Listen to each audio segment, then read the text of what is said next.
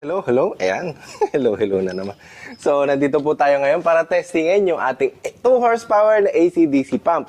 So, ngayon, nag-request po yung client natin na from DC ay gagawin na po nating AC-DC. So, ang AC-DC po, ang ibig sabihin ay pwede pong gamitin sa solar, pwede pong paandarin gamit ang kuryente. So, yan. Pinasok na po natin sa loob. Ito po yung controller natin. And titingnan natin kung aandar. Ayan. Ayun, umandar na nga. So, pati yung pump, umandar, no?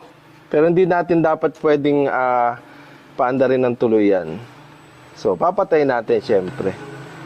Oh, kasi, no dry running. Pero at least ito, na-testing po natin na yung AC-DC ay pwede pong paandarin gamit ang kuryente. So, AC-DC. Yun po yung power outlet niya. Umaandar po. Yan, 200 volts.